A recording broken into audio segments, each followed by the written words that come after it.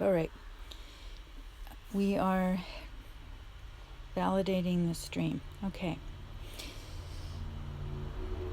So I'm going to just carry on and assume that I am. Okay, I keep saying that. And so here it says, there is no such thing as Category 6 hurricane. And this is just to talk to you about how things get reported, and the fact that sometimes when we are going around to the different channels and looking at this terrible information that's coming about Irma, and that we see about Houston, all the different storms and all the different things that are happening, including the earthquake that just took place in Mexico. We sometimes get information that has not been researched or vetted. And that's one of the things I like to do. I'm not really interested so much in the minutiae of things, but I want to look at the big picture and get people kind of going on their own research. This says there is no such thing as Category 6 hurricane. I just want to introduce it to you because there are people that are talking about, it could even go up to Irma could even go up to a Category 6. That can't happen. It cannot happen. There is no such thing as a Category 6. And it doesn't take a lot of investigation to figure this out. This is from al.com, and it's a good little article, and I want to give credit to Lee Morgan, who I believe is a woman, so I'll call her a her, or she, because she has actually gotten the information, and I really appreciate this. This is a recent story from the from where are we? The 6th. Okay. So then we go down here and we say that Hurricane Irma, as of Wednesday night, is a powerful Category 5 hurricane. 185 mile per hour winds. All right. Now down here we see that there is no Category 6, says Dennis Felkin, the communications officer at the National Hurricane Center. There is a link there. I'm not going to read the whole thing. You'll appreciate that, I'm sure. You can actually go and take a look at some of this information yourself. But I think it's important for people like my smart audience here to understand some of these things, so that when people are talking to you about this and how it could go up to her, it has almost become a rumor mill. It could become a Category 6. They don't know what they're talking about, because there is this Saffir-Simpson hurricane wind scale. All right. Now, the other side of this, okay, I'm just going to go over here, and this is Zero Hedge, and they've got some really good information here too. I really appreciate what they've put together. I'm just going to go back up to the top. Again, please take a look for yourself, zerohedge.com. And you will get all sorts of good information here about what we're looking at, Category 4, Category 5. I find it really interesting that the trajectory is going up toward Florida.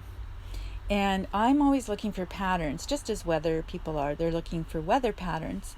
I'm looking for patterns that would tell you that things are not necessarily as they seem.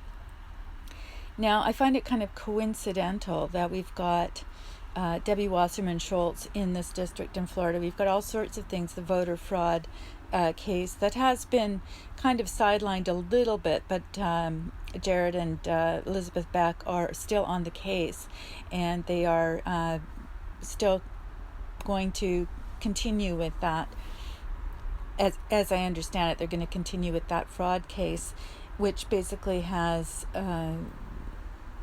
huge implications. It's toward the DNC. It's just so interesting how often the DNC comes up. We've got Debbie Wasserman Schultz involved in the Imran Oman situation. Now, anybody that has not been following that can easily find out lots more by going over and looking at George Webb and his investigation that is now in its 320th day. I can't remember exactly what he's on, but we're talking almost a year now of him every single day uncovering things that have been tried to be covered up again, and he and now a lot of other people following his lead back when he was being called a conspiracy theorist and none of this was true, are now finding out that yes, indeed, all of it is true. It's much like Watergate. It took a long time for that to gain some traction. So when I look at the weather situation, now there's lots of people that talk about HAARP. You can do your own investigating. I'm sure that most of you understand that there are weather initiatives and have been since the 50s, 40s. We're talking about Second World War.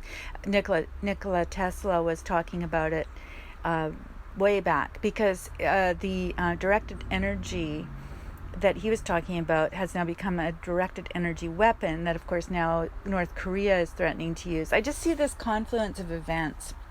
And I want people to also investigate Hurricane Erin as we come up to September 11th. Hurricane ERIN, that was off the coast of New York City, that was never reported, and yet it was a Category 4.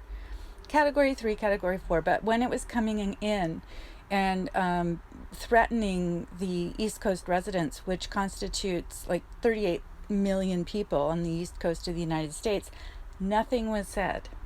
It was taken off the weather maps, and I need you also to take a look at that as an example. Just after, in July, I think July 22nd of 2001, Bush had just said how NOAA was coming up with even better ways of tracking and monitoring storms, and particularly hurricanes that were coming and threatening certain residents, that they were really working on that. Seems very strange in that we didn't hear anything about Hurricane Erin. Very few people have heard about it, and some people deny that it even existed, but it was right off of New York on 11. Everybody said, oh, it's a beautiful day, and Geraldo says, wouldn't it have been different if there was actually a hurricane? Well, there was a hurricane, and the effects of the hurricane were felt in subsequent days, but it was right off the coast, and then it left. And so when we're talking about directed energy, we're talking about the way in which electromagnetic conditions can create weather phenomenon. Just like with tornadoes, it happens in a way. You can replicate that through creating those conditions, and that includes earthquakes and all sorts of different things.